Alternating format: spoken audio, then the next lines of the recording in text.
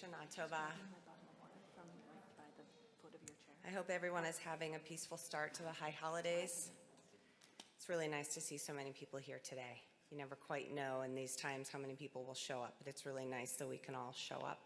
And I know we have a lot of members who are watching virtually, so we still feel like a cohesive community, and I think that's really important.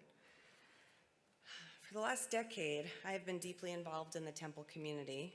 I've held many roles over the years, and I would happily recount my story to anyone who's interested over a cup of coffee, but suffice to say that for the last 10 years, I have been a regular volunteer. Most significantly, I've served as president of the Board of Trustees for the past 2 years, and I have 2 years remaining in this role. As you can imagine, the Temple is often on my mind, and I'm regularly thinking about the Temple's affairs, especially as I'm winding down to sleep. I've also on occasion dreamt about Temple Sholom. Yeah, it's true. I recently had a dream, and although dreams can be a little bit hazy, what I got from it I would like to share with you all. In the dream, there was a torch. It was called the Moses torch, and it represented our ancestry from the Torah, as well as our own community and individual families. There were torch bearers, and they were tasked with honoring our important ancestors by passing this torch from person to person. By doing this, everyone's ancestors were being actively remembered.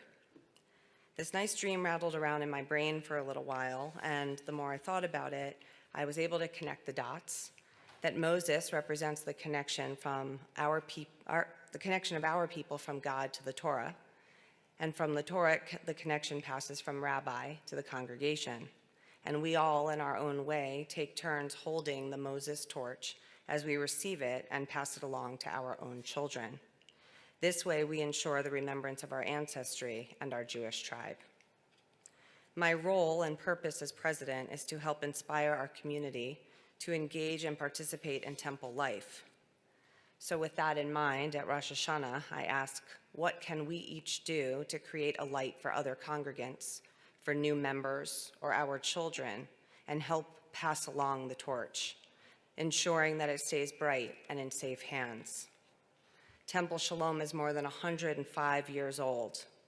We have a strong and beautiful legacy of members, clergy, and staff whose tremendous effort to support and sustain the congregation have brought us to this day and this new year. In doing so, they have taken turns carrying the Moses torch and then passed it along to another, ensuring that the flame of inspiration and connection stays bright and ever available.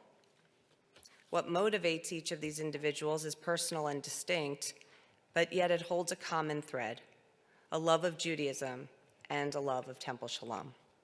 So here I am with the Moses torch in my hands, if you will, and I ask you all, please join me this year in a renewed way, with renewed purpose and commitment, to make Temple Sholom a priority in your life, a priority in your family's life, by attending our prayer services and our exceptional programs.